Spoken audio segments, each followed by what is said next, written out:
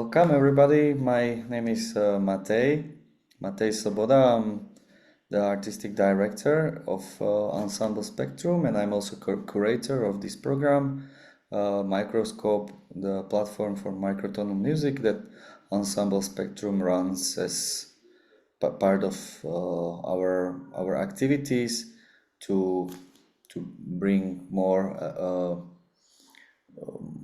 knowledge about microtonal music in our music world. For this, I would like to thank the Slovak Arts Council, who generously funded us and this project from public funds, and is also the main partner of Ensemble Spectrum through project activities of civic organization Ensemble Spectrum in year 2024.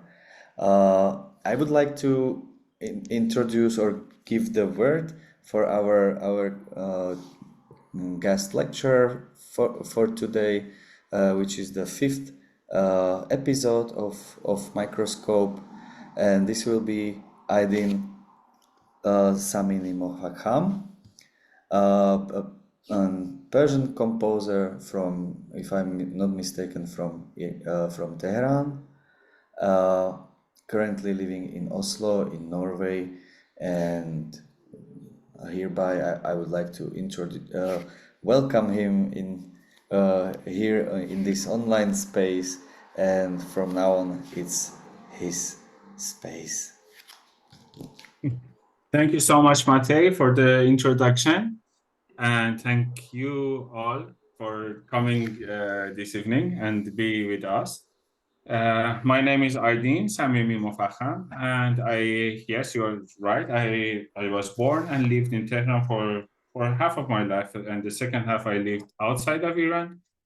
And currently I'm in Norway because, well, we moved to Norway because I started my PhD at the Norwegian Academy of Music with the team focused on the making a bridge between the ancient or medieval tuning systems from Iran via the lenses of just intonation, and how to creatively use all those tuning or modes that I could found in the medieval treatises written in Iran, especially between 9th to 13th century. Very nerdy stuff, but this is what I really loved, and this is how I do music since 2015. And so that's a very short introduction about why I'm in Norway and what I am doing. But for let's make jump to the presentation that I have prepared for you for our talk today, which is called, let me find this thing, make it more beautiful.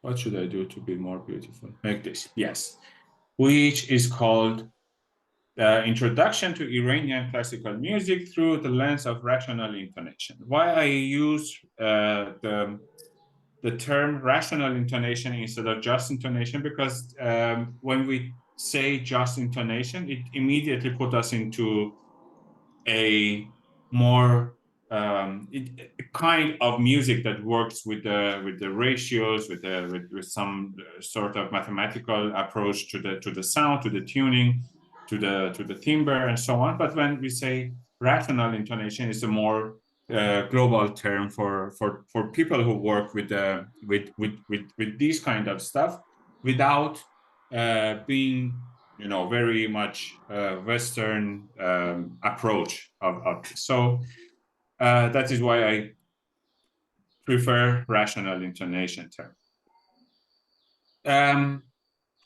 I have studied, privately I studied Iranian music, but professionally I studied Western classical music at the music academies. And but what I do mainly is what is interesting for me, and what I get inspiration from, is Iranian music, either the classical music of Iran or the regional music of Iran or the work music or religious music and so on. So this is where I get my inspiration for writing music almost forever, for the past 20 something years that I work as a composer. And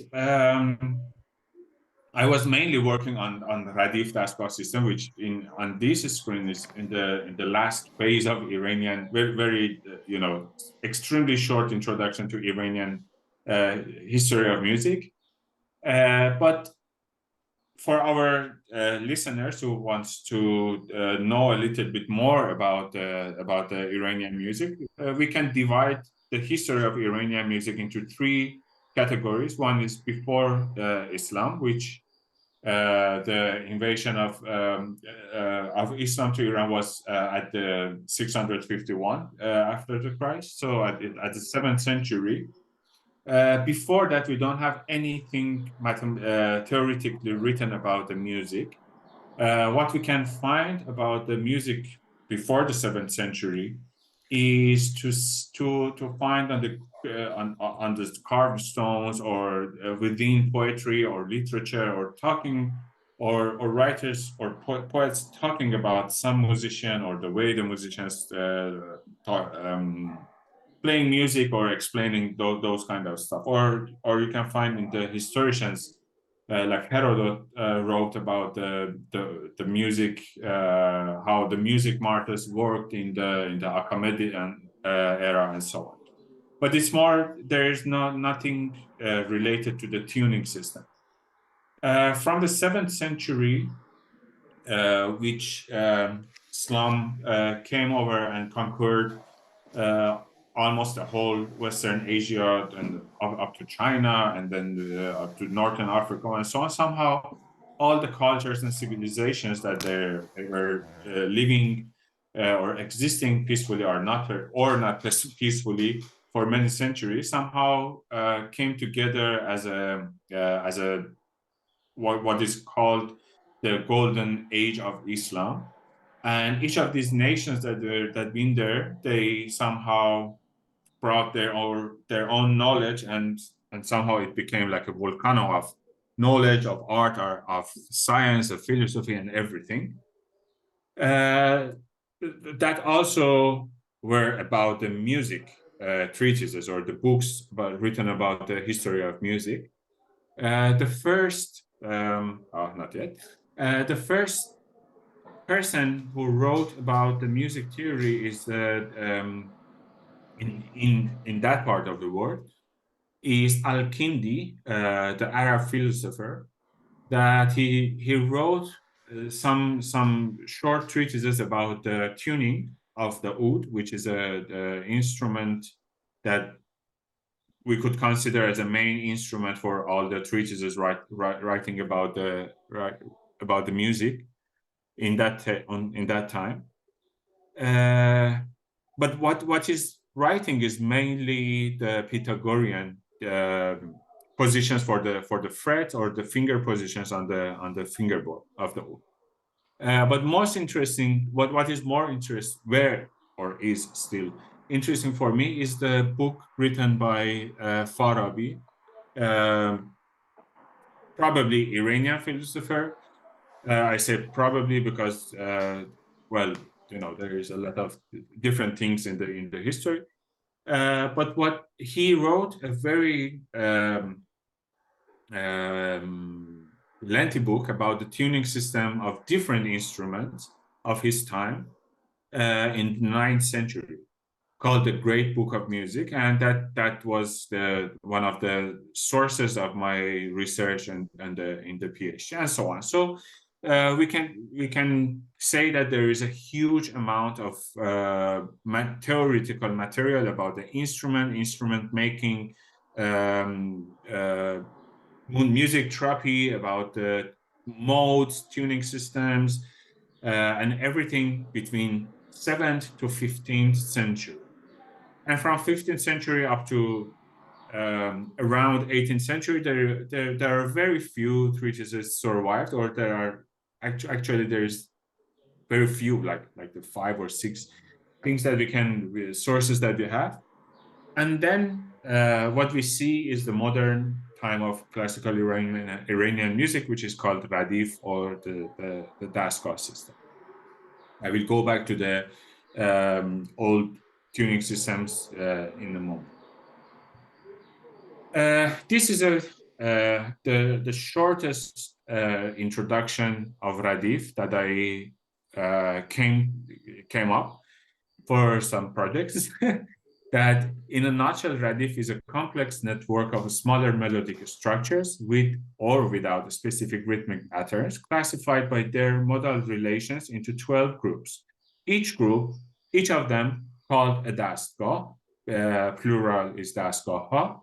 Depending on the school or the instrument, dastgah could have hundreds of melodic structures called gushe or gushaha. So this is the simplest way of introducing Radif. Let's imagine that we have like a network, or I don't know, the planets, I don't know, the sky, stars, everything, which is called Radif. And each of these structures with smaller units are one of those dastgah that we said that they have shared all of these small things. They are those gushaha or gushe, which is this melodic patterns, and they put together into bigger categories based on their modal structure or central modal center. I will come back to these later. Okay. So the names of the dastgah are these 7: Shur, Sagah, Chargah, Homayun, Nava, Mahur, and Rastpanjgah. And their main mode that they work on is something like this. So we can say that the modal let's say soundscape of dastgah Mahur is the pitches G, A, B, C, D, E, F, and then Chargah started from the same space, but it already have two microtones. La Coron, this accidental called Coron. I will come back to this later, which is almost quarter tone, and also D Coron. And then Shur, Sega, Homayun, Nava, and Rastpanjgah. So these are the 7 main dastgah. And also we have subcategory to dastgah, which called avazha. Those are again something like a dastgah that they are, each of them is a complex of smaller melodic patterns. But since their modal structure is very close or similar or related to one of the main dastgahs, we can put them under the bigger structure of or umbrella of each dastgah. So under the dastgah Shur, we have 4 avaz: avaz dashti, avaz Abu Atta, bayat Turk, and Afshari. And under dastgah Homayun, we have avaz bayat Isfahan, which if we notate them, it would be something like this. So we have Shur on the top and 4 avaz ha under that. And then we have Homayun and avaz Isfahan. And this is very the zoomed into dastgah Shur, one of the interpretations of the dastgah Shur, which if you want to start learning playing dastgah or singing dastgah or analyzing dastgah or Radif system, you should start learning all these little names, which they have their own melodic structures, melodic figures. Daramad means the opening. It always stays in the same at the first few notes of each of these scales. And then when you go clockwise or counterclockwise or however you want, usually the classical or traditional way is that you start from the Daramat and you go just clockwise all of these names, which means that you start from the first few notes of your scale or gamut. I would say gamut is more accurate here because it's not a scale, it's just a bunch of pitches that put together. And then when you perform, let's say Daramat with these 3 or 4 first pitches, you move to the second gushe, which is have its own title. You probably play these 4 pitches: E koron, F, G, and A koron. And then the next gushe, you just go one step up from F, G, A koron, and then B flat, and so on. So this is how it works. And then I didn't show also because each of them, Dashti, Abu Atar, Turk, and Afshari, having the same constellation around of the Gusha.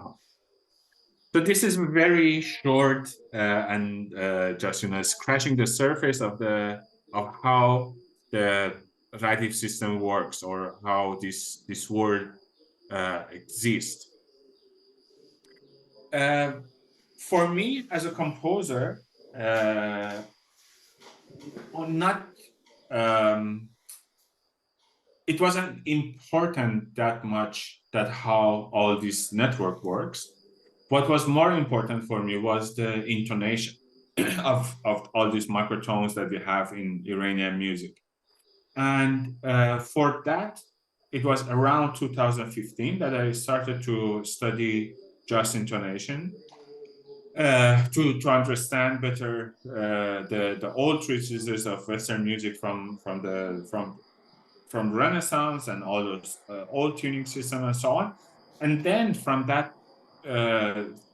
there, I found out about all of these old treatises written in medieval time in Iran. And then my research changed its path towards the medieval tuning systems in Iran than just studying Western Renaissance or older tuning systems. And this was also a little footnote. Coming back to the intonation, what we can find about Iranian intonation in Iranian music, we can find in the old treatises, like written by the old philosophers or polymaths, mainly, like Farabi, Ibn Sina, Ormavi, Shirazi, and so on. I can give you a big list of the names.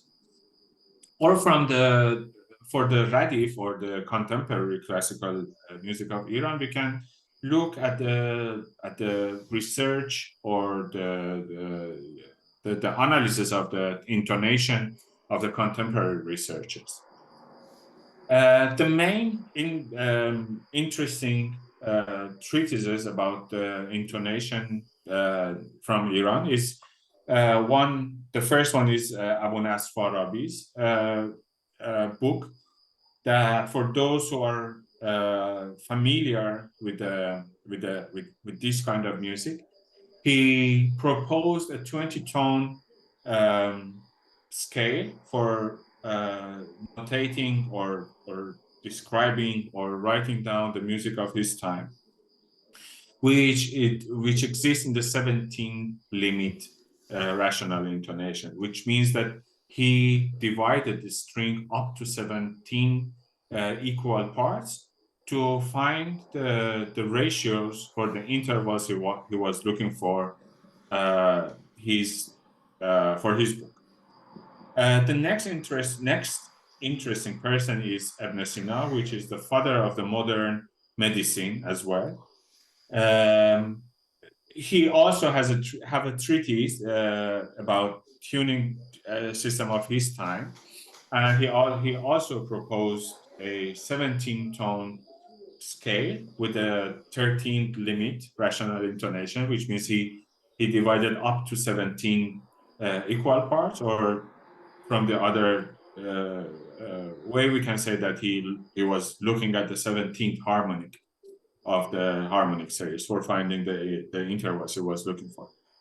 And the third person that I will talk about briefly is Safiyeddin Ormavi, which he also proposed a 17-tone scale, but with a three limit rational intonation. He was looking really for a type of temperament than writing or notating the tuning system of his time. That is really interesting for me, because the scales that Al-Kindi in the 7th century, or Farabi in 9th century, Efesina in 10th century, or some other polymaths talking about, the scales, they are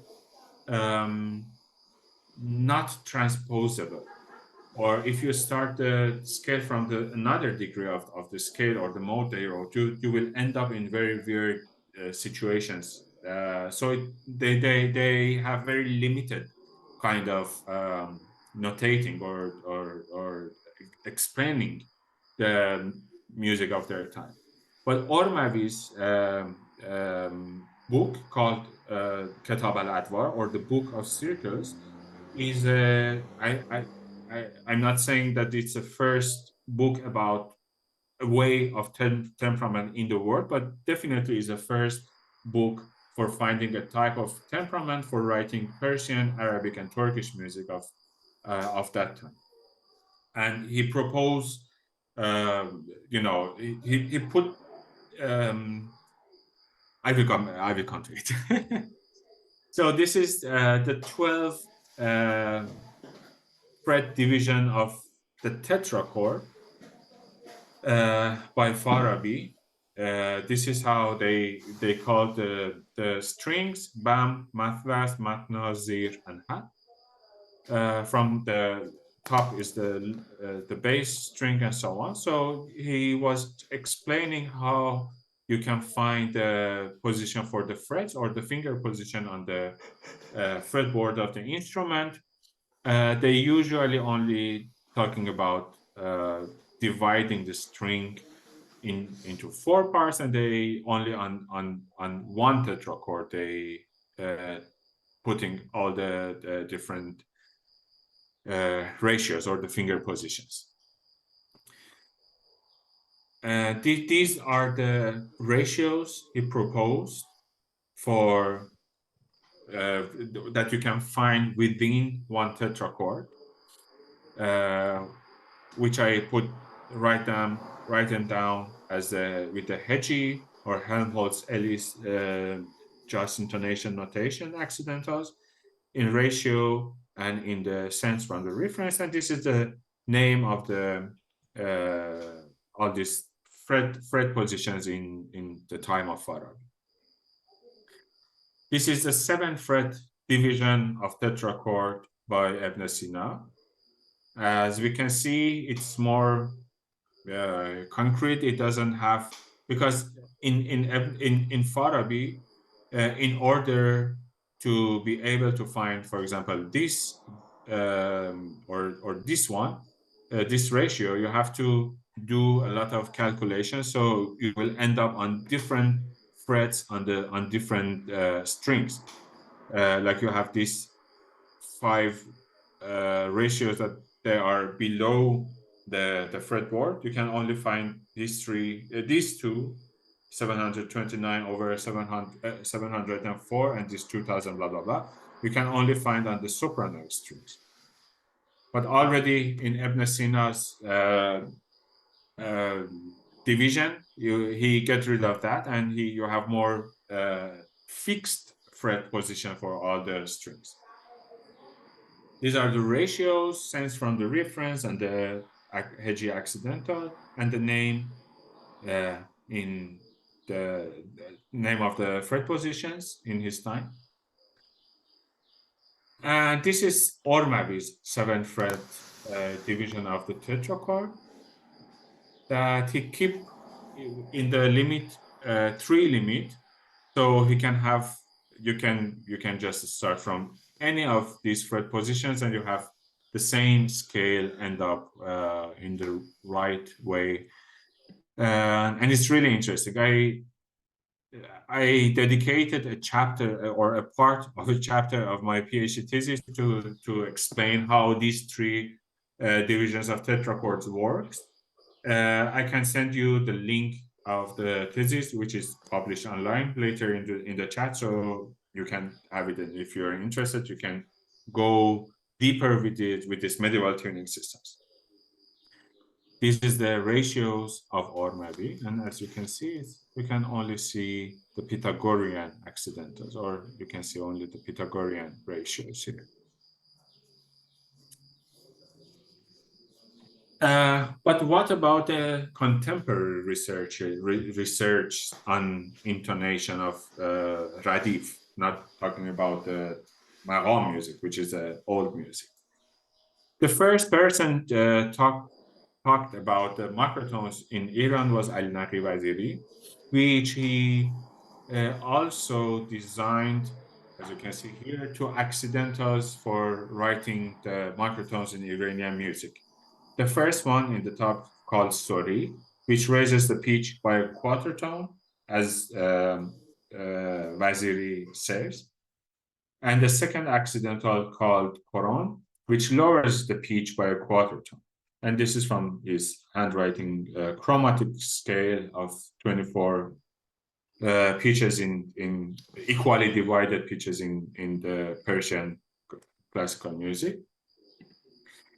But then we have like 1, 2, 3, 4, 5, 6 more important researchers, theoreticians, that they worked really deeply with the intonation. They did a lot of research about that. Mehdi Barkeshli proposed a 22-tone gamut for writing Iranian music. Hormoz Farhat wrote proposed a 17-tone gamut, and except Ali Naqi Waziri, none of them are equally divided temperament. So all of them have you can go very deep in the articles each of them wrote and see how they measured all these intervals. And also here, details of each system will be presented in the upcoming article, which is called this one, A Rational Intonation Approach to Persian Music. It is written for the Czech journal called Živa hudba, I think. Yes, Živa hudba. And in this article, what I did is to explain all the different kinds of intonation these 7 gentlemen proposed for notating classical Iranian music, with all the errors in their researches. I show all the errors where they are try to simplify the tuning, where they try to, I don't know, they didn't get it well, so they somehow ditch to find ditch it to find a final resolution in their research. And at the end of several pages of explaining what they did, I started my own proposal of how to work with the Iranian classical music, which I will come to that. I think I can share the article with you, those who are online now, but we cannot put it in the website yet because Jiva Hotba will publish it in their website very soon, I think at the end of this month. So we have to wait for them first to make it officially published, and then it will be accessible for everyone. I can send you the link later.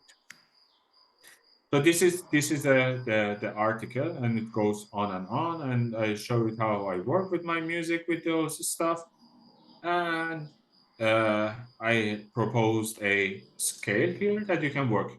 Now I will come back here. Oops.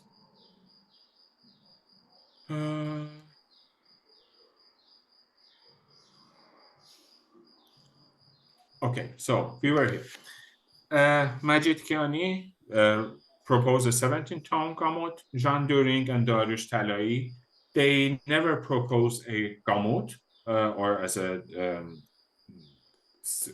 pitch set for the Persian classical music, but they measured the intervals, and if you put all the intervals that they find out or propose, I'm not checking my phone, sorry, I was checking something else. You can reach to a 12-tone gamut for Jean During's proposal and 15-tone gamut for Dariush Talai's. And Siavash Beyza is the most recent one that he also ended up with 24 equally divided pitches per octave. And this is how the accidentals works. So we have the if we have like a F and F sharp and F quarter tone, F sorry should sit a little bit higher than the F quarter. And if you have a D coron, it should sit a little bit lower than the half flat or D quarter. But this a little bit lower or a little bit higher, what does it mean? Because in Iran, they always told us, you know, it's a little bit higher or a bit lower. And these pitches in different modes or different dastgah, they have also different sizes. So, for example, the Quran in, let's say, Abuata is not the same. It doesn't have the same size as the Quran in, I don't know, let's say, Charga with the same tonal center. So how we should find out all these things there? Because all these gentlemen that they measure all the interpretations or the recordings of the Askaha and end up with proposing their gamut or the size of the intervals, they somehow didn't consider this fact that a little bit higher or a little bit lower is not really much scientific, or it's not good enough or concrete enough or informative enough for those who are really want to be accurate in the tuning. Also, most of them, they didn't talk about the difference of these microtones in different dastgah. I think the only person who mentioned that is Jean During, French ethnomusicologue, that he briefly just said that this specific interval is different in this dastgah than that dastgah, but he also didn't went so deep in that. And if we want to, as a general thing, we want to talk about the intervals in Persian music. We have minor second, like the European music or global music. We have small neutral tone, which this title coined by Hormoz Farhat or Mojannab Kuchak, as the traditional musicians call it. And then we have large neutral second, or Mojannab Bozor, or the big Mojannab. We have major second, like the global music, and then plus tone, which in that lengthy article I just went through that each of these persons, how they find these sizes in their scales or proposed way of intervals. But generally, if we look at most of them, well, we can see that minor second is in a lot of them, except in Talai or during the second one. Or Vaziri is a simplification of the tuning system. I really not like that, but we can see that it's very Pythagorean tuning.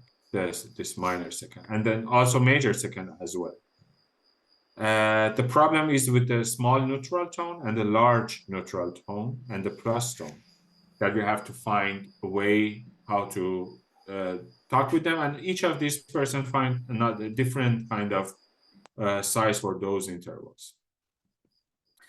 And this is how we notate them. So we have D, C, D flat, D coron, D neutral, B flat, B coron, B neutral, and then F. So what about the intonation? If you have like 7 different kind of interpretation of these intervals, I thought that it will be very interesting and also useful to start measuring or finding a solution of notating or presenting all these intervals with the just intonation language, with the Heji notation, Helmholtz-Ellis just intonation notation, because in my belief, these accidentals are very easy to learn.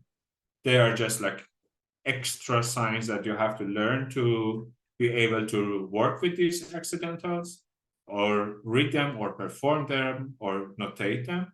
And also because of the huge variations that it will give you, that you can notate up to 47th harmonic, you can write down the tiniest possible nuances in the tuning or in the intonation. So my first step in the article was to try to look at Radif music or Persian classical music through this tool.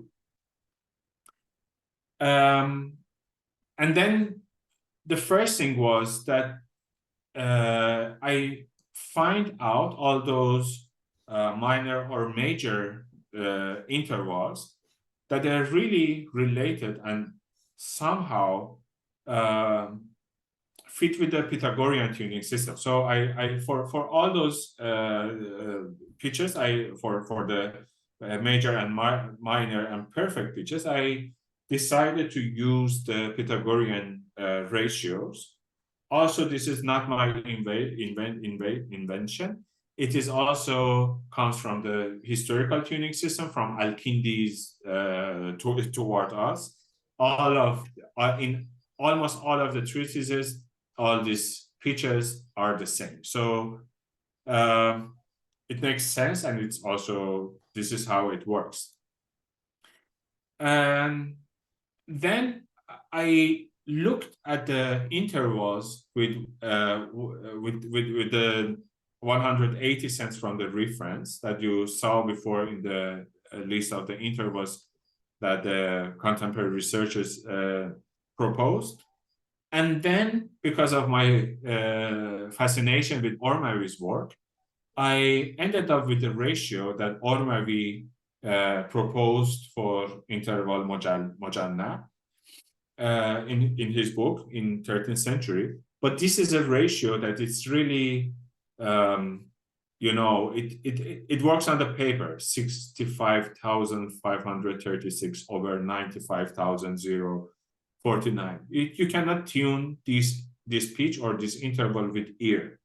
So what I did is to find the alternative rational ratio for this pitch, or finding the closest rational ratio for this pitch or this ratio, which is the 10 over 9, and it's only 2 cents difference than this 180 cents that was in the works of all the researchers, and also when I analyzes the recordings of different instruments of Iranian music.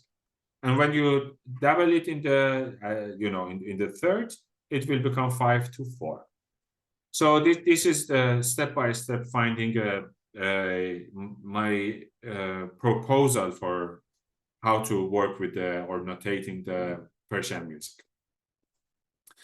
This one we all know about. I don't know why it's here. The harmonics of A.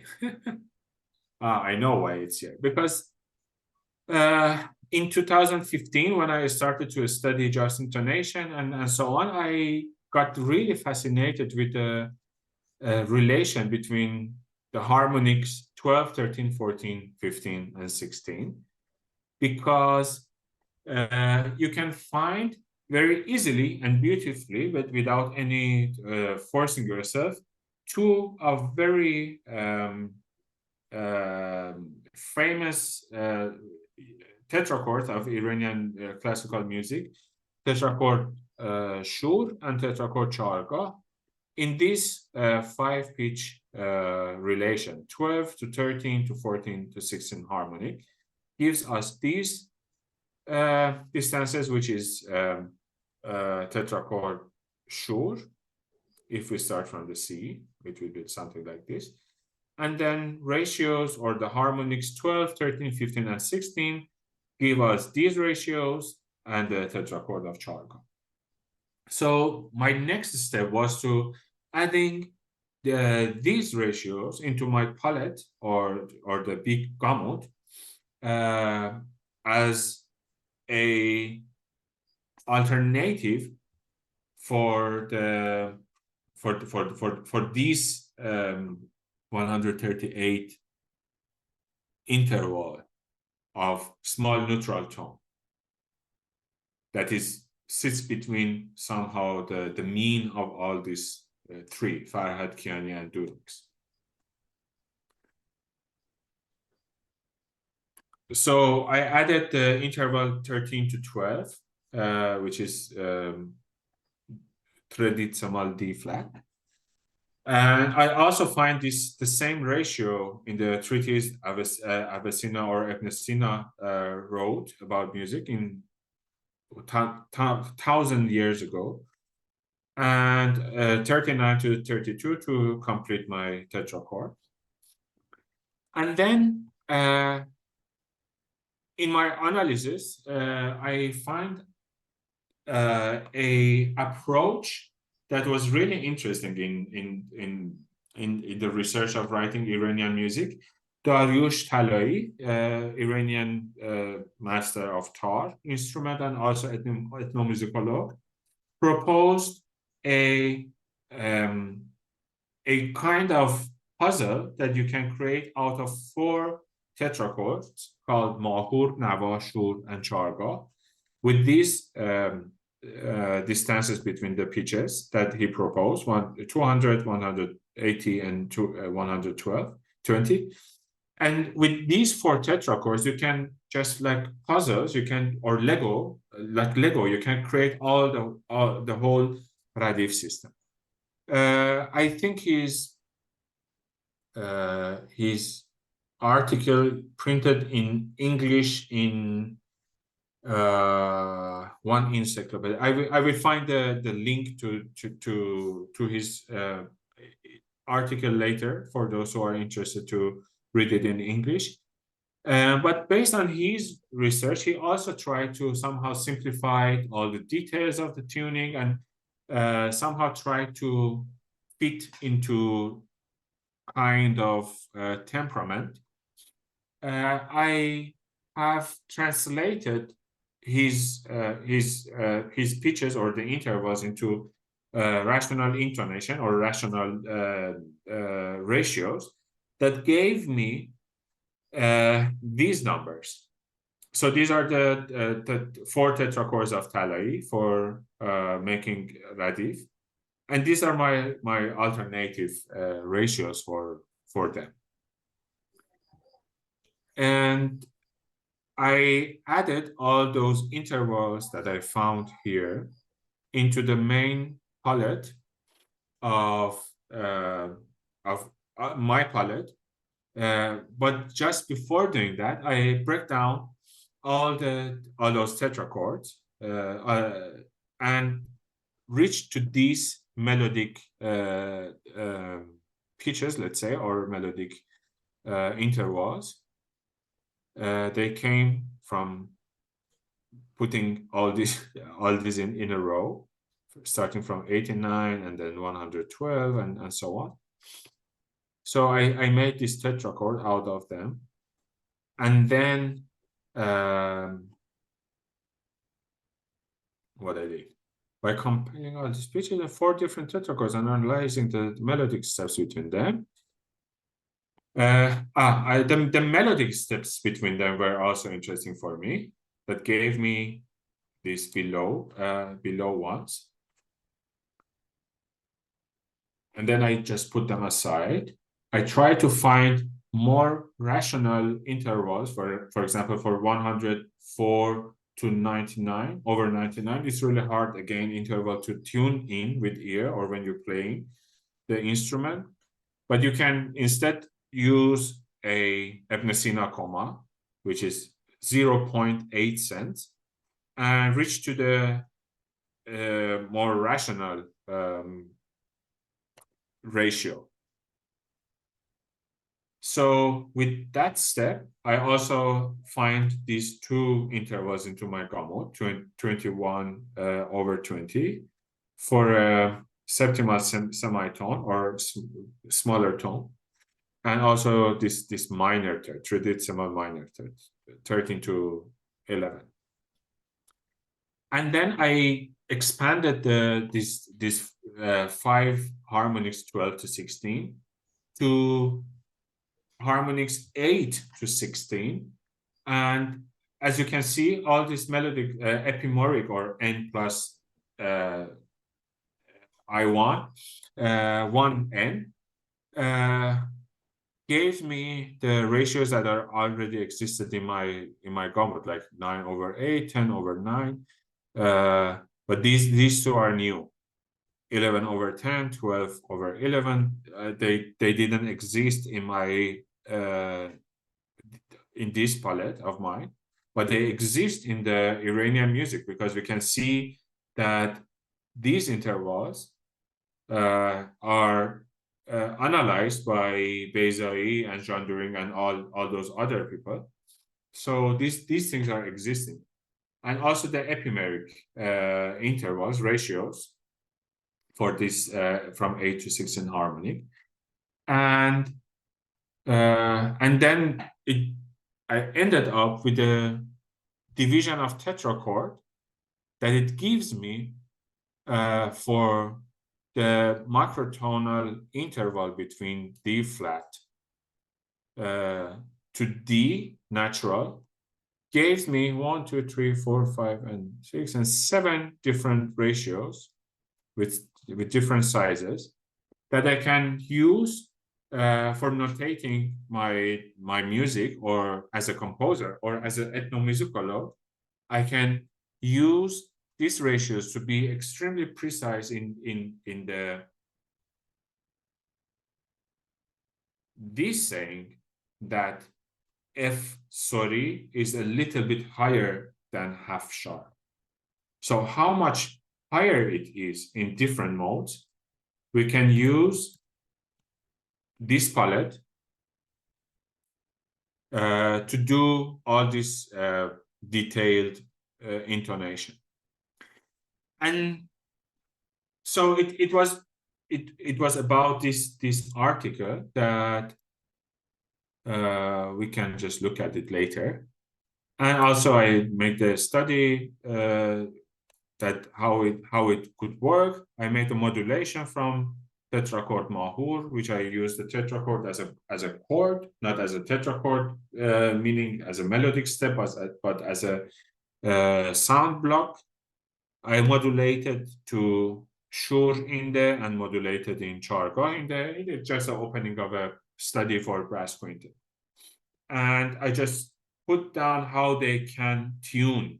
For example, the horn just hits his 13th harmonic of F, and then in trombone, the performer can tune in and so on. So we know the rest, how it works.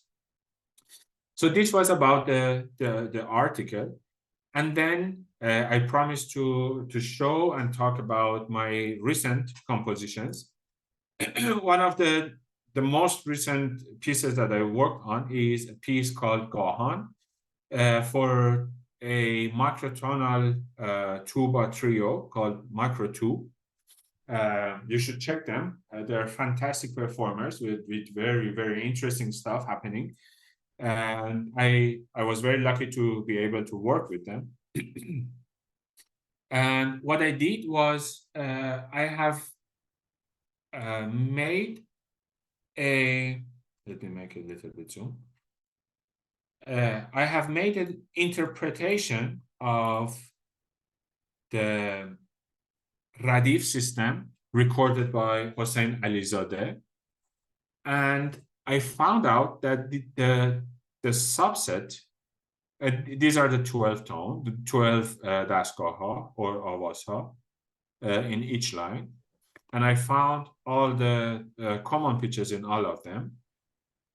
And then in several different levels, I choose where to put these pitches into the electronics, into the live electronics, or into the instrument part, and so on. I will come to that. But then while analyzing and listening to Hossein Alizadeh's recording of Tar,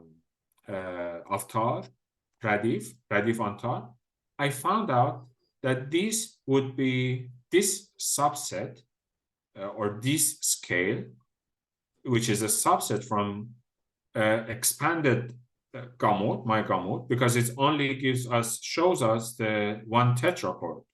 I should expand it to the octave, so it will be a huge amount of pitches. And I found that this scale is just enough to write down the interpretation of the intonation of Radif by Hossein Alizadeh.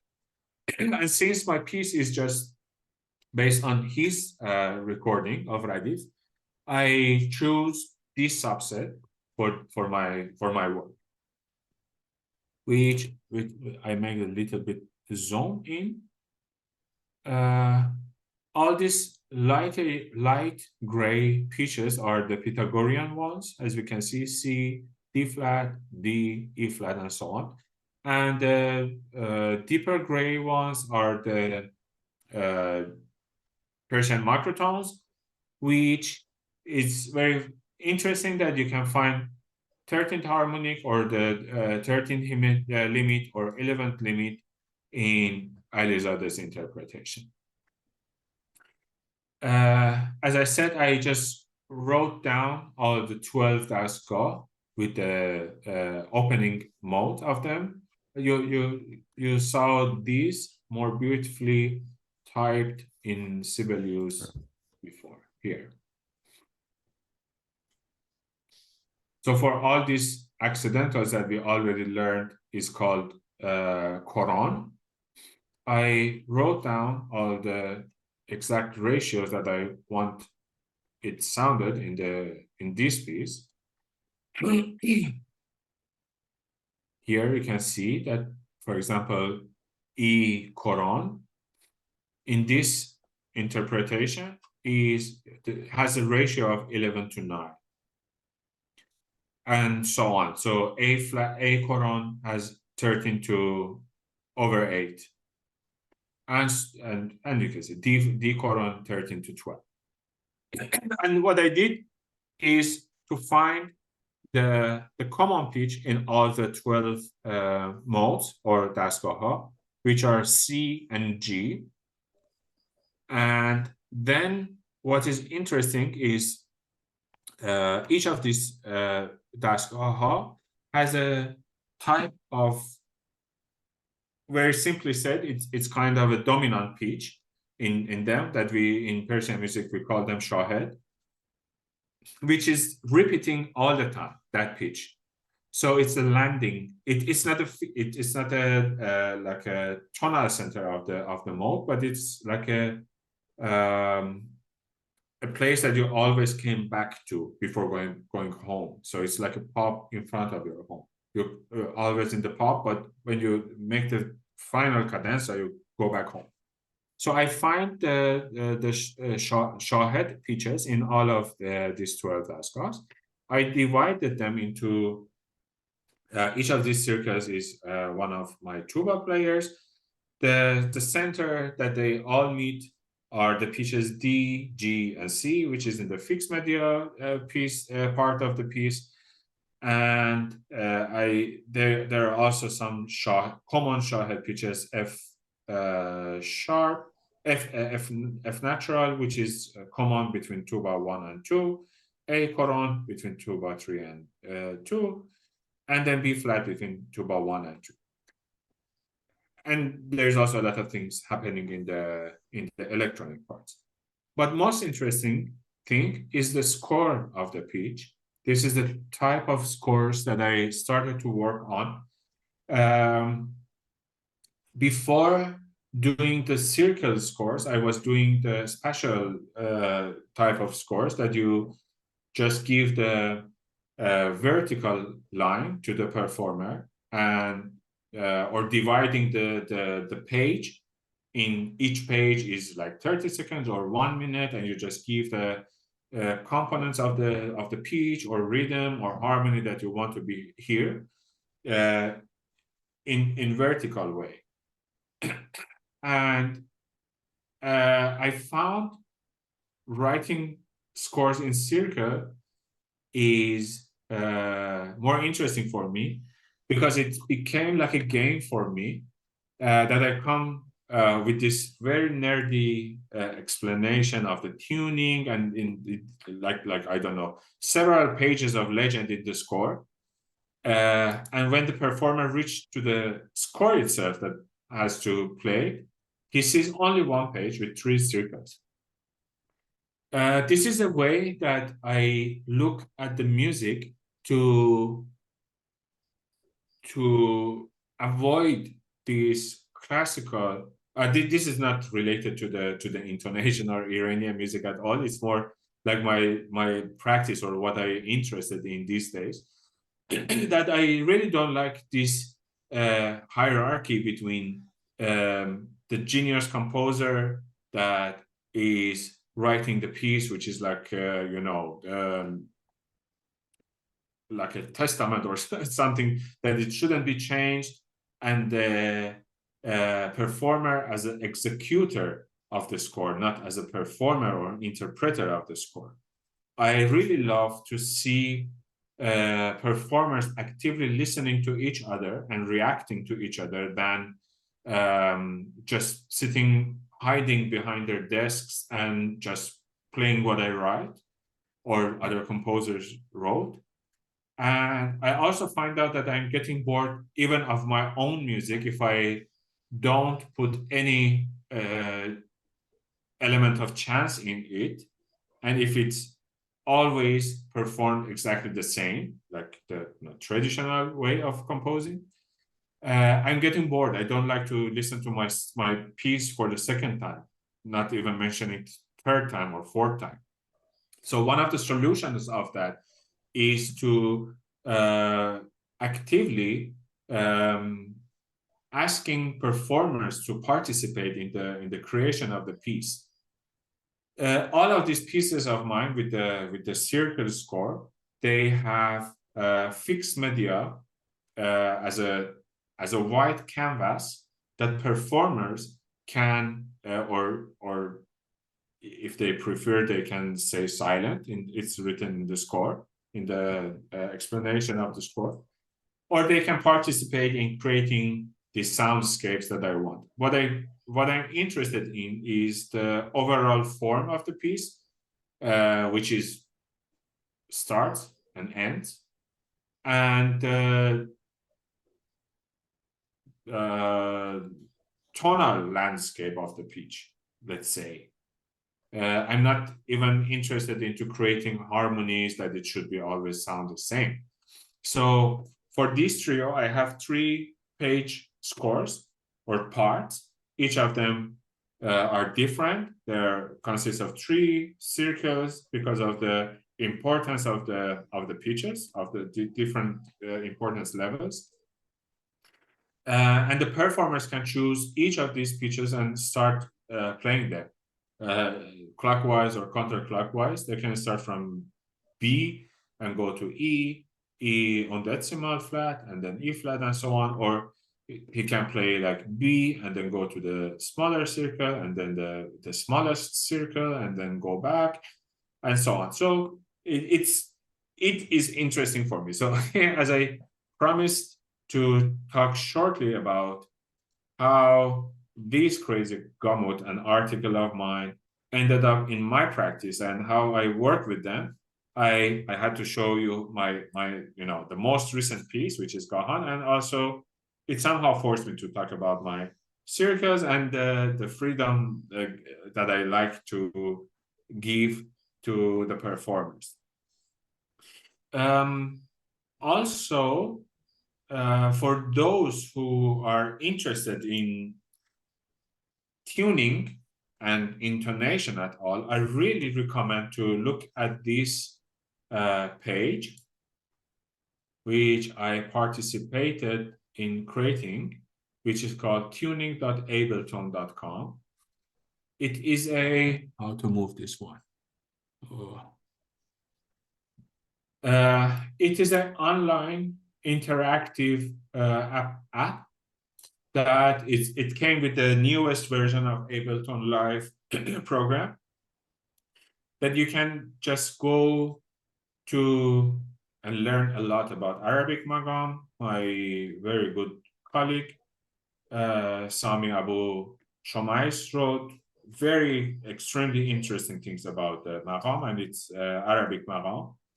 And also our friend Mark Sabat wrote about different equally divisions of octave, European historical tunings, just or rational tunings. I was working on the interactive introduction of Radif. That it's like you can go to each of them, and it also has the like a dictionary of things that you can listen or look at, like what is Quran, who invented that, what it is doing. It is the same as the presentation or in the interval. And this is the 17-tone scale of Farhat.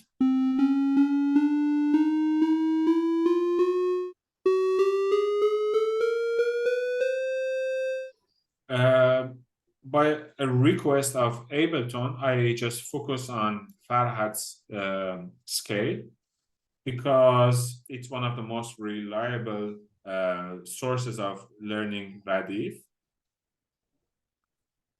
And then you can go to each of these dastgah. You can read about it, historical stuff, some hints how to improvise with them. And then you have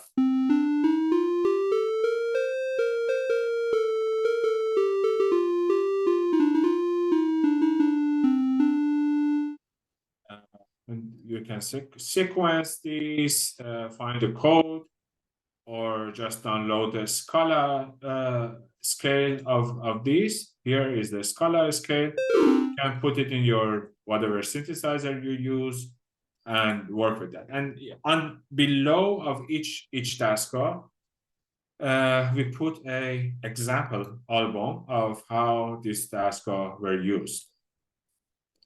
And this one is it goes to the bad Spotify. But anyway, so you can do that. You can learn. You can do that as well. So I thought that it will be interesting for you to also know about this because many people think that this tuning thing came only with the Ableton program, but less people see the online app that is for free, and you can just go there and you can sing to see if you just are in tune or not.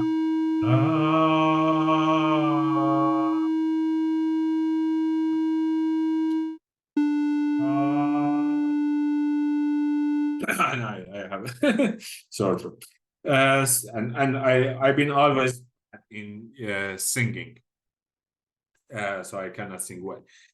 So that's it. I hope that you just had fun as much as I did, because it was really fun for me. I hope that nobody's bored. Thank you so much, Idin. Thank you for this amazing lecture about this fascinating topic that as you said at the beginning, that we just scratched the surface of. But I guess if one dies, it just opens a huge, beautiful rabbit hole that one can fall on endlessly and learn something new about music and stuff and tuning. Especially, thank you for showing the Ableton tuning thing. I also didn't know about it, which might be very helpful. Yes, it's really nice. Even not only about the Dasko music, but also Arabic Maqam music. It's really detailed, and also the historical tunings that Mark Sabat did a very good introduction there. You can, for those who are interested and don't know a lot about the historical tuning systems, European historical tuning systems. It's really interesting to go there and spend a lot of time, and it's interactive. It's not the nerdy book or article that you just see the ratios. You cannot hear that because not everybody has the ability of hearing the ratios by watching them. So you need some interactive apps to do that, to be able to have fun as well. Yeah, I would be interested in also, wouldn't you like to show your own work with what you wrote with Taskach or Definitely, definitely. Well, all my music, as I said before, always been inspired by Iranian music. It's even it could be Daska, or it could be some regional folk tones, folk music, and so on. And I had different approach, different phases of how to work with this material. For at the very beginning of my works, I was like,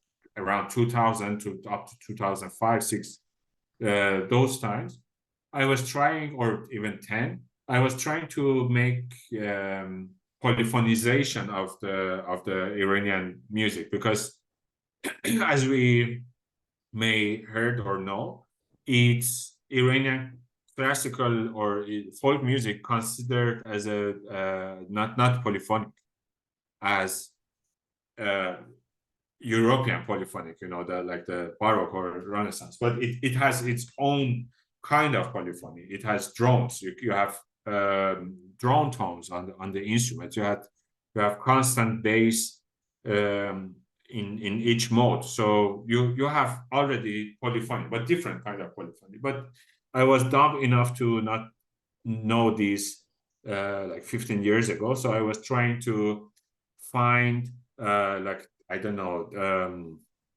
very old school counterpoint stuff with the Iranian modes, and then different things happening. And then since 2015, I really got interested into intonation, and it was really I really just wanted to know more.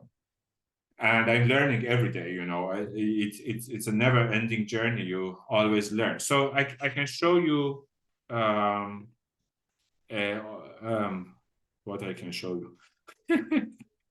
Because my pieces are really sometimes really weird.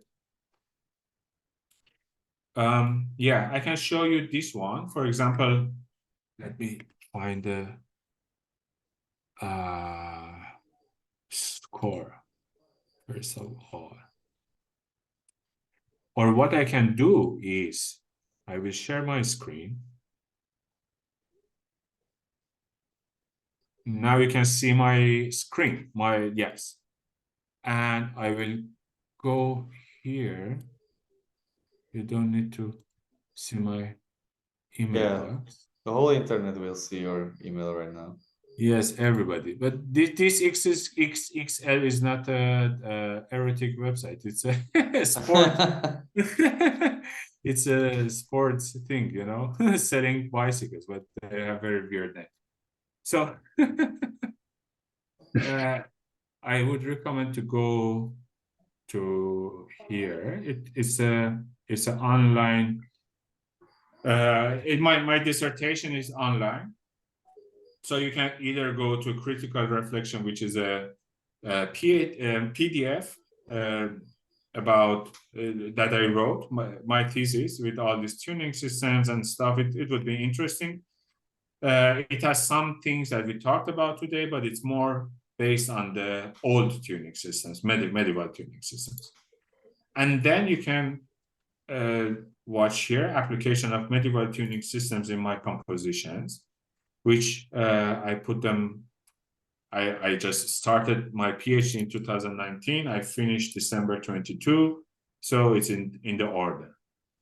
And you just click on Kitab al-Adwar, means the book of circles, based on the book with the same title by Safiuddin Ormavi that we already learned that he was proposing a kind of temperament for writing Arabic, Persian, and Turkish music.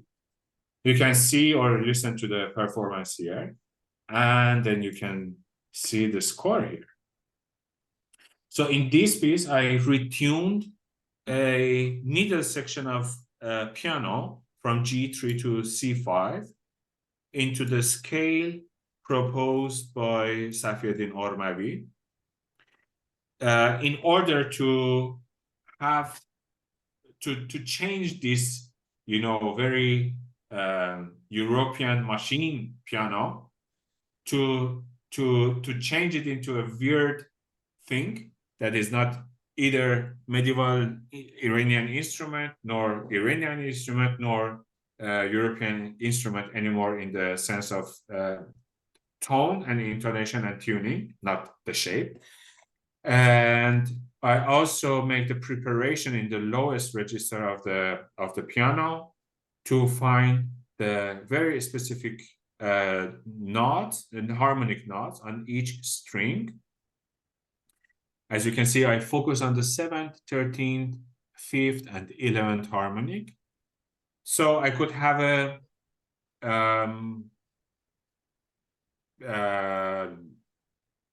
the result of these harmonics are almost in the same register of these tunings. So I will have a Pythagorean way of medieval tuning system proposed by Ormavi, retuned. And with the help of the harmonics, I can have the ratios that also exist in the medieval tuning systems, Iranian tuning system, and also contemporary ones like the 13th harmonic or the 11th harmonic. And some explanation about the piece.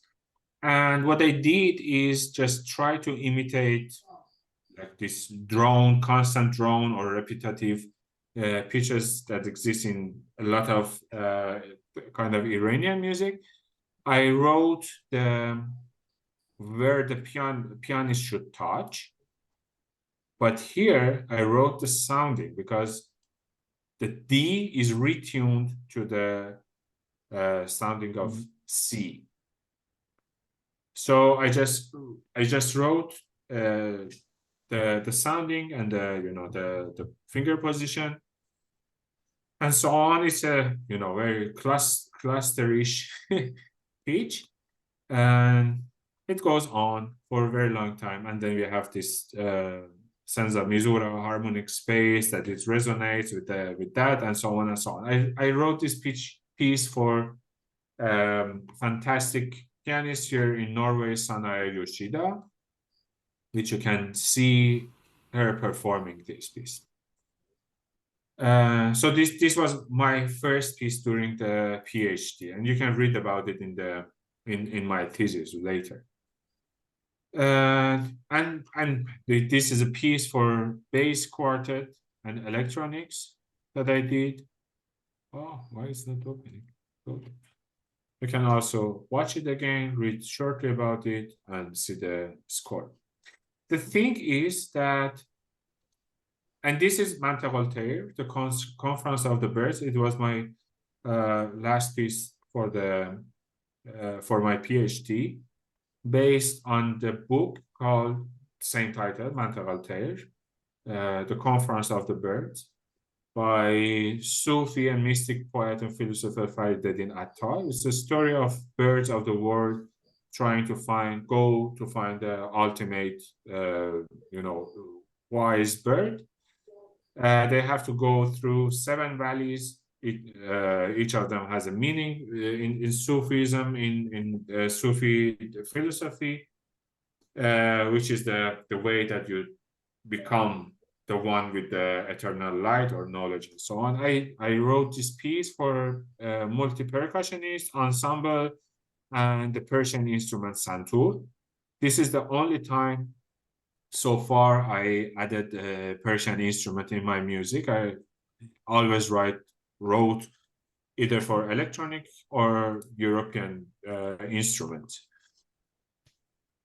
And the score is from the a little bit older way of my works that I just the 10-second boxes and controlled aleatoric stuff, which invented way before us. Lotus Swaski did that. But what I did in this piece is for the ensemble, they play the pitches that I found in the medieval tuning system books, and Santur plays the pitches related to the contemporary tuning system of Europe. But the sounding is, very, like a drone with lots of improvisation and so on. So my music, this is sometimes a little bit make some of the audience a little bit sad about my music, that it doesn't sound Iranian or exotic or or Eastern at all, because what is interesting for me is the pitches that exist in that music, not bringing that music and rewriting that or recreating that or reusing that. So most of the times, as I said, people get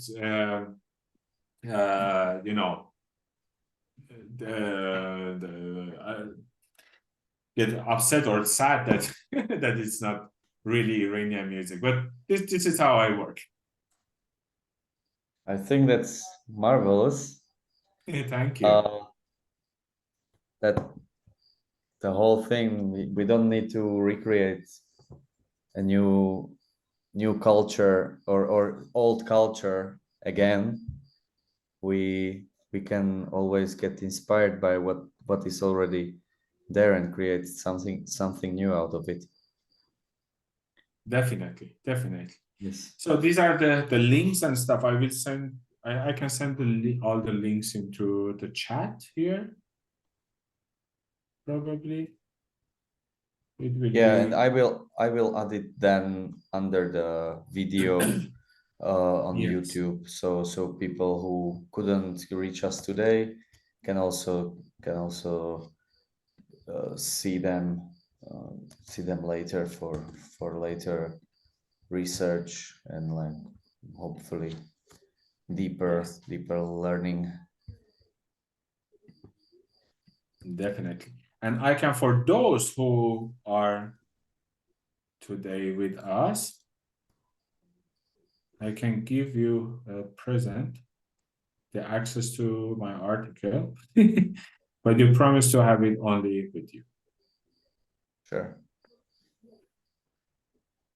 Because later it will be openly published by the journal and it will be accessible for everyone. But since it's fresh and we talked about that, I thought you might be interested to take a look at it.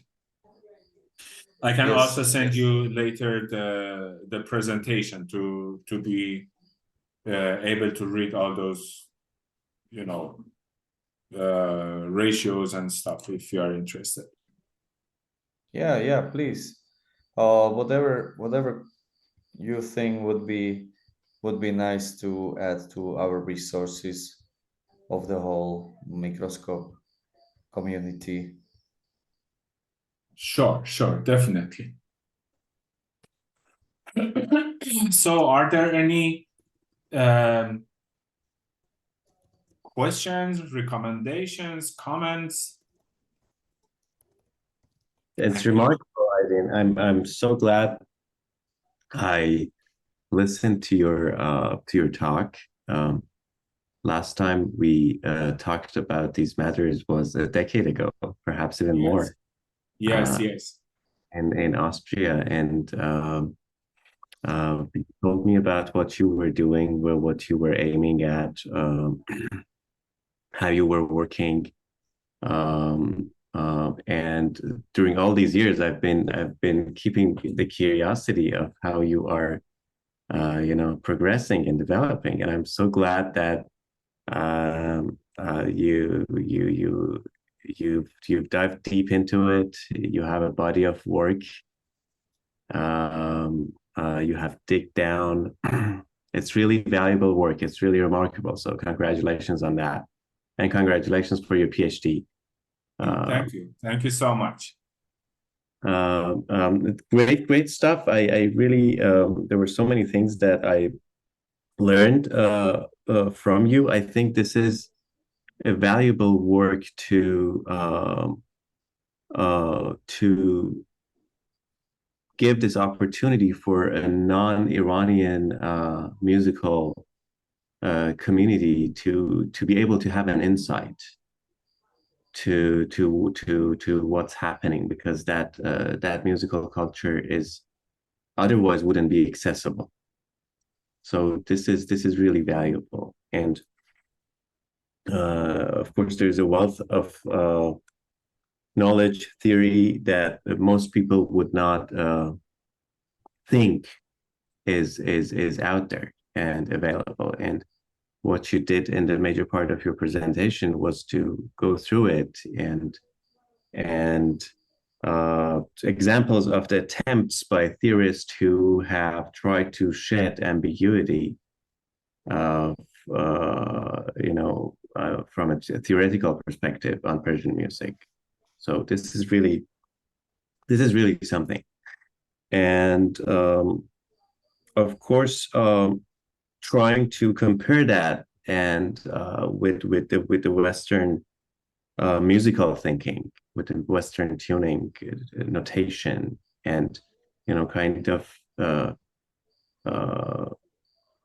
lifting the limits of one musical realms and combining this to your background also as a classical composer. So this is a deadly combination. You get to have the wealth of that history, that culture, that intonation. By the way, well, the intonation you talked about, you brought that up many times. We all know that it's just impossible to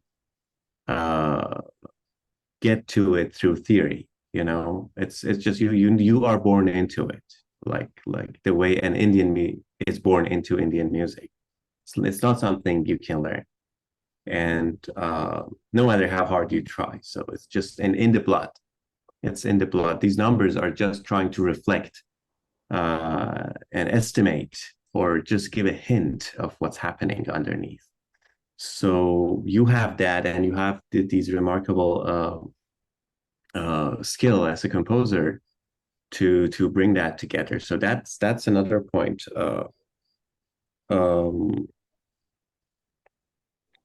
happy you showed us some scores. I was just just impatient of seeing. Perhaps it would be a good idea to just have another session of you going deeper down into your scores and kind of showing how you work with them. That's also a big, I think, even much bigger aspect of your work. I would not hide it. So please bring it on and let me know if that happens. One thing, one thing that comes to my mind is that we go through this theoretical analysis, we go through the numbers, we go through the comparisons, we go through the mathematical interpretation by generations, by people talking about the same thing, talking about the same music, same culture. And often we see, mind-blowing numbers, analysis on the paper, and we have to kind of trickle it down when it comes to practice, the way you talked about it, because, well, we are human with a certain level of precision in our thinking. So we need to simplify. And so we go all the route of theoretical analysis, but at the end, once we get to the rehearsal, unless we are working with fixed media or instrument like piano that can be tuned, we are kind of confronted, or we are kind of relying on human capability to execute and perform. In my experience, my exposure and my understanding with in terms of working with unconventional pitch structures, where I had experiences of seeing, some people like Tristan Murray, who they work with ensemble, the way they work with it, because this is whatever we are talking about is the outside of conventional ear training that we study as musicians, right? So we need a whole new set of skills to be able to actually dig into it and bring something meaningful out of it and be effective. Otherwise it's just trickled down. It's reduced into whatever that's been in the past. So this is a quite essential part of it. And with spectral music, when I think about it, well, I mean, I've seen people who have remarkable ears. One of them is like Murai. He has a lot of experience with this music. He's done it for a long time. He's very sharp and very sensitive to what's happening during the rehearsals. That's just an example. There are others too, but the way they work it's much easier to train yourself for spectral tuning. It's much easier. But when it comes to mathematical ratios like 0.8 cents or 2 cents or 5 cents, that kind of vanishes. There is very, very little. I mean, I'm not a great solfege guy. So I fail often, but also I think it's quite tough even for string players to really get into that. And so tell me a little bit, how does it feel as a composer that you are working with two sets of tools in order to replicate and apply your system of theoretical analysis when it comes to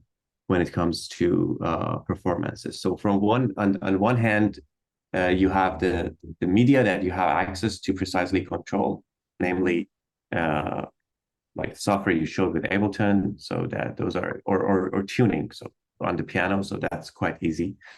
But how does it feel as a composer where you are confronted with this complex material, but at the end of the day, as you mentioned, you rely on musicians to make that work. Sometimes you are doing a hybrid work, so part of it is a fixed media. I think one of the pieces that you showed is in part fixed media, and yes. So how do you go about that? I am sure that Mate can give us more valuable thought about this, since he is focused on, especially on just intonation and different kind of tuning systems with his orchestra, and he is a conductor, and he is one of those people who has very extremely sensitive ear for the different, the smallest, tiniest differences in the tuning. But as a composer, one of the solutions that I found is to try to map all these weird ratios or weird detunings or deviations from the 12-tone temperament that we all of us learned in the school. I try to map all the things that I want into the harmonic series in the harmonics of the instrument. Because for example, if we have the string family, we can, I did a research, it's published in my website. The material goes beyond harmonics, right? So once again, well, the material, your material is bigger than the capacity of harmonics, right? So that only covers part of the material you're working with, right? Yes, that only covers the part of the material that I'm working on, and because this is why I don't limit myself into one kind of tuning or approach of the tuning in all the pieces, because for each specific piece I try to analyze the instrumentation or the tools that I have. If it's only acoustic, if it's only a solo flute, or it's a symphonic orchestra. And also based on that, I know that how much time do I have to work with the ensemble or the performers. If it's a symphonic orchestra, which I recently worked on, you don't have more than 2 or 3 maximum rehearsals with the orchestra. So you cannot ask performers to please play me the interval, I don't know, 17 over whatever, 11. Nobody's doing that. They play you something out of tune. One of the solutions that I found is to orchestrate all these intervals that I want, map them into harmonic series of the instruments that are available for me. And if I want to go beyond that, I will add, if it's possible, I will add a fixed media layer, and I'll put all those weird nonsense ratios or extremely high harmonics and so on in the tape. And if it's not possible, so I have to adopt and change my idea. And so it became like a game for me. For each instrument, how can I work? I can show you the sketches that I did for different pieces. Now, for example, it should be works, it should be here in my research stuff, it should be in the PhD, blah, blah, blah, scans. Here, for example, not this one, but DMAP. This is the map I made for the strings family for a string quartet that I composed during my PhD. I put the D in the center because if you look at the strings family, you have E. I mean, the D string would be in the middle of the 5 strings that you have. So this is my central tone, and I have the 5th harmonic, 7th harmonic, 9th harmonic, 11th, and 13th harmonic over all the pitches and the subharmonics. So what I do is I compose, I try to find all these the tuning systems or modes or tetrachords or scales that I work with within this map. And if I can find any of them in the strings that I work with, so I will go to use the electronic parts. Now I want to show you the result of this piece. I have the several pages of sketching somewhere in my there. But here's the score. For example, I put this extremely weird ratio 243 over 160 that it's impossible to map on any harmonic because it's a 243rd harmonic in the electronic part to create all the psychoacoustic effects that I want to achieve. But in the string part, I just write the ratio that I want for my nerdiness to satisfy my nerd soul. But then I just give which string and what harmonic he has to play to give me this exact pitch with this accidental. So what the performer should do is actually to find the 10th harmonic on the C string and play it. And they can do it. It's very easy. In one rehearsal, I did this string quartet with different ensembles, and in one rehearsal we did it. It's not like a crazy thing. And then, well, on this page I have very simple ratios. It's like, you know, all the normal ones, but then it goes higher and higher in the harmonics, like the 13th harmonic of the D string, and then I don't know, 11th harmonic and so on. And this piece is based on the tetrachord that Ibn Sina wrote in his book. So all the ratios that you see in the string part, in the sketches I have that, for example, D's harmony, like a D, 12th harmonic of D, 8th of the D, blah, blah, blah. It gives me this specific mode with this name. And then if I change the D to D septimal, it gives me C septimal, it gives me this specific tone and so on. And then I do all my weird psychoacoustic tricks that I just find the median of these pitches in the electronics or some ratios that it's impossible to find on the strings. I put in the electronic part. So actually this is what I do. I try to find this is my solution. Or for example, this another piece that I wrote for flute. This is very weird piece for guitar. That's nothing. Hey, where is the flute thing? No flute. Yeah, no. It should be somewhere here. Here. So I tried to how to rotate this thing this way. One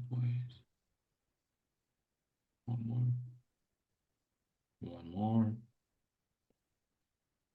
So I focused on two. It's a piece for solo flute, and my friend Mehdad Gholami asked me to write a piece for him solo. No electronic involved, no nothing. And what I did is to combine two dastgah, Humayun and Chargah from the scale, and I just spent time analyzing all the harmonics possible on his instrument, and I transposed the scales that I was working to a root that can fit to the harmonies of his instrument. And this piece also played on several flutes, so it's a possible thing. And then I just find all the ratios, blah blah blah blah. You know, we all go this crazy things with all of us doing that. My works, compositions, you know, all the sketches, all the techniques, all the stuff. Well, we have these things, we have some chords. So this is the harmonics that are possible to do on flute. And it's really high range. It's a long piece. It's really hard to listen to. It's really hard to play. But this is also another aspect of the things that I try to explore in my music. Because the title Shivan means outcry. So I cannot write a comfortable piece for performer or listener when it's called outcry, out of madness. So it just all the time constantly on the highest position in the instrument, and playing with these two modes of Humayun and Charga based on the harmonies. So this is my from my experience that I try to do that, or this is my solution so far. I don't have a better solution. Maybe Matej can give us some advice as to how to work. Do this, Idin. Do you consider your foundation of your music to be pitch reliant, in a sense that your central block of creativity and craftsmanship derives from your set of pitches? From these, and the first thing I try to find for writing a piece is the title, because then title gives me the concept behind the piece, and then the concept gives me the most of the times gives me the form of the piece, the dramaturgy of the piece, how I want to develop the work. So mainly, most of the times I try to find a title for my piece, and then the program note, which comes after finding the title and the inspiration. And based on that, then I see, and the instrumentation that I have, the available tools that I have, I will see that how I can work with the pitches. But the most important thing for me is the pitch. I'm not one of those composers that really work with the form in the sense of Western traditional way of composing, that this is the form, this is my, I don't know, the cells, making my cells grow like this and goes that way and so on. So yeah, I can say the first thing for me is the title, and then after that it comes the concept and so on, and then the pitches is the most important thing, the first thing that I work with, and then the composition itself comes. Because I'm curious if a composer has had such a history of exploration in one musical dimension, one compositional dimension, or theoretical compositional realm for a long time, and he's also responsible for everything else that's happening. So that's part of my curiosity, because you've had that for the past 10 years. You've been digging down that route, and at the same time you are still a holistic composer. You are still it's just impossible to not make decisions for all other omni parameters that intentionally or unintentionally are born as a result of a compositional process. So no, it's really impossible to do that. But I think I look at at music writing as game for myself, the first thing I think is important for me is to entertain myself. And then the process comes, and it's all the time like puzzle solving for me. I try to level of awareness that we are maintaining, and that awareness changes, right? Yeah. That awareness is not constant. So depending on our input, that awareness, which directly affects that play, uh, is a fluid changing matter, right? Yes. Yes. Sure. Yeah, Definitely.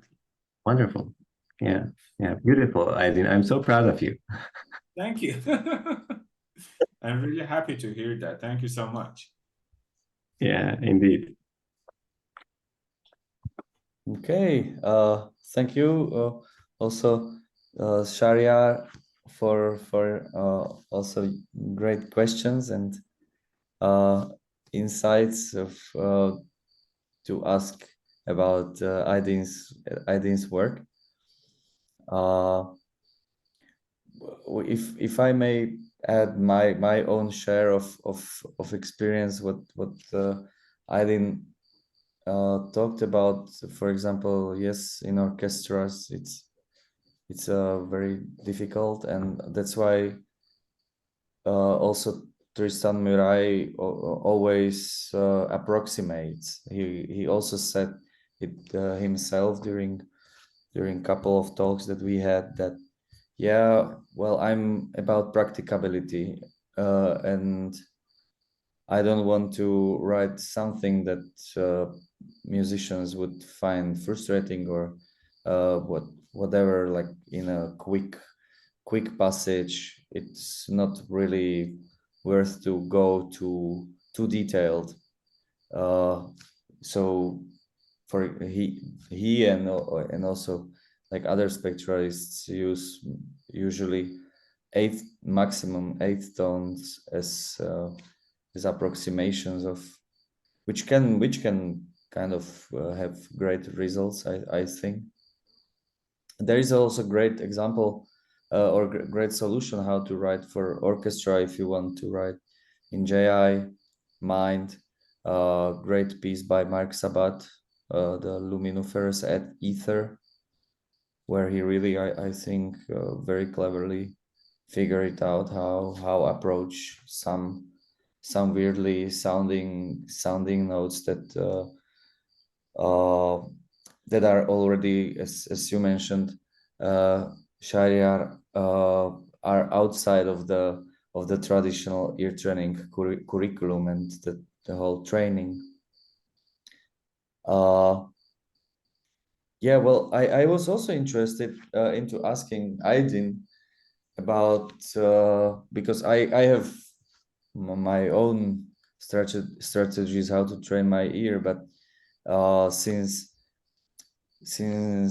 you have it somehow in your blood, how do musicians in Iran, or musicians playing this traditional classical Persian music, how do they train their ears to know that, okay, this is the right flavor because especially if you have different modes, then you always have a little bit.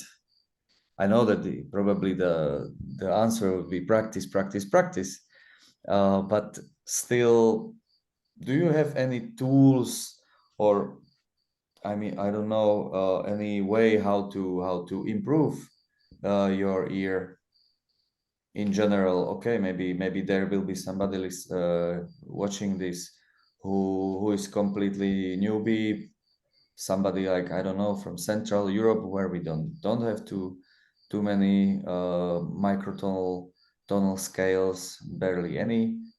So how would you advise this person to start uh, practicing new scales, new sounding scales, or the whole harmonic space? Related to Iranian music, or in Oh general? yeah, sure. You can answer both if you want. Okay. Well, in general, I think the first thing is to be curious about what's happening around the world, and then what's happened in your own country or in the folk music and so on. So you can just find a lot of different kind of tuning system, and a lot of resources are already out there in the internet, you can find a lot of good ear training applications, web apps, and stuff like this Ableton thing that I mentioned. There's a lot of other things. But about the Iranian classical music, I am very sad to say that, but in the past 4 decades, the instruments became more towards the European tempered tuning system, all the instruments, because of the fact of the instrument makers or performers or the researchers. They were trying to classify what they have, and they compare it to the Western classical music and all this education and ear training and stuff, and then it lost all of these details and nuances. So what I recommend and what I do is I listen to the recordings that happened before 1980s in Iran, because those are performed or recorded by the performers that they only listen to the Iranian classical music, listen to their own teachers. They didn't have access to the radio, television, MTV, Viva, Polska, I don't know, all these shows that we grow up on, all everywhere, all the world.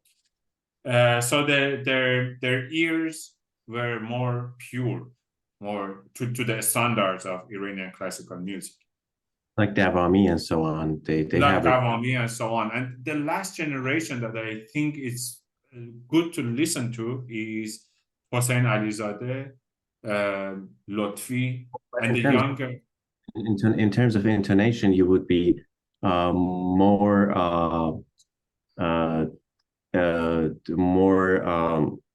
how you call it? Well, instrument matters, right? So the tar and versus singing. So through singing, there are a lot finer nuances of intonation that you can get from, right? Definitely. I wrote that in my article, that one of those gentlemen who did very deep research on the tunings, intonations in 60s, I think back actually, he analyzed the vocal radif, the singing radif, which is really wrong, because the voice has a lot of fluctuation. You cannot do, even with the digital equipments and tools, you cannot be really precise on what is the intonation. So it's better to listen to instruments like block instruments like tar or setar, or like santur, which is like a cembalium, European cembalium. They have more accurate and more fixed tuning, so it's really easier to get all those microtones. And also it's better to listen to older tunings, older recordings, because younger generation, they have a tendency to tune their instruments with the digital piano or digital tools, all these things that are available. And another thing is that younger generation, they try to combine this music to play with the European music, like do it for tar and piano, or I don't know, saxophone or whatever. So they had to change a lot of details in their instrument, like because on the pluck instruments, the frets are not fixed like guitar. They are like guts over the wood, so they can just move the fret a little bit up or down, so they fine tune. But this fine tuning ended up into tune all the pitches to more towards European tuning system. So this is very sad thing, but there are also very interesting people. Like I don't know, Shahriar, do you know Amir Sharifi? Yeah.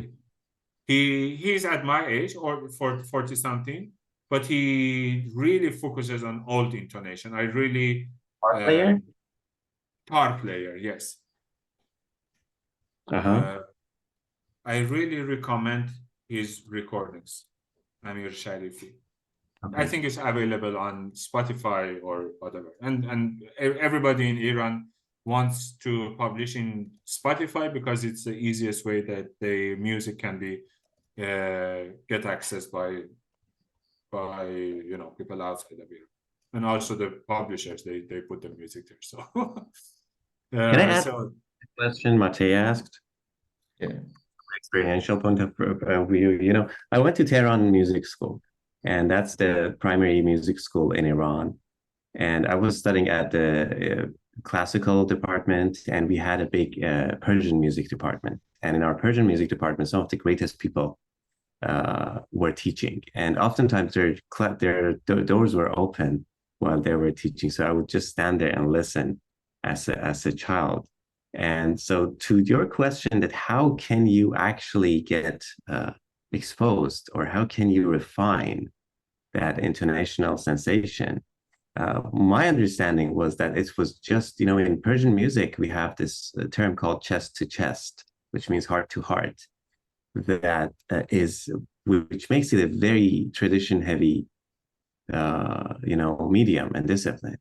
So everything happens through ears. The teacher is sitting in front of you, he's playing the radif, and he's using that intonation, and you are playing back. And this is through the repetition that you go through. And the notation doesn't give you anything. Even in the Western music, just think about Bach's trio sonatas. Basically, if you hand it to someone who doesn't have an idea about the Baroque tradition, it's gonna be nonsense, because the notation for Bach is extremely rudimentary. There is basically no information in the music. It's just some pitches, mathematically put together. It's nothing. Everything, like all the essence, all the souls is just behind that notation. And just bring that in the Persian musical tradition, and that multiplies like 1,000 folds, right? So it's just the closest one can get to is to actually live the experience, and that brings us back to the point of blood. Yeah. Right. Yeah. And of course, one last thought. You mentioned about the Murai. I think it's very important. I mean, that's something that came to my mind. I think it's very important for a composer who works with material to ensure that the material does not destroy and sacrifice the soul of music. And that's something that comes from what you quoted from Rai, which, after all, everything, yeah, all these nuances, all these precisions, all these theories, the composer is clever enough and aware enough that the highest priority is actually the music itself, and that shouldn't be jeopardized. That's true. And a lot of people who work with the mathematical approach in music, they have tendency to forget about these things. But I think we are in a good circle that we are nerd enough to do a lot of mathematical things, but also not sell our souls to pure math, stuff. So the music still survives, it wins. Yes. The soul of music still wins, not only pure scientific approach. I think this was the perfect dot after our discussion, and also I think after the whole session, I would like to really thank you, Idin, for finding time for your lecture. It was again super interesting and mind-opening. I would say, even for me. And also, I would like to thank everybody else who was participant today, and also to all other people who will watch us online, sometimes in the future. You can find Idin's website written down then in the text in the description of the video. I will write it down.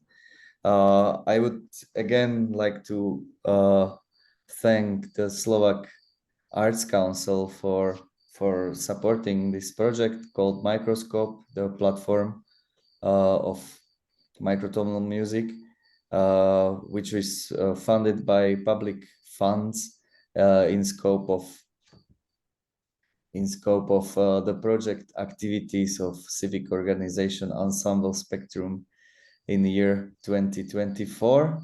Without their help, this wouldn't be possible. So thank you, Idin.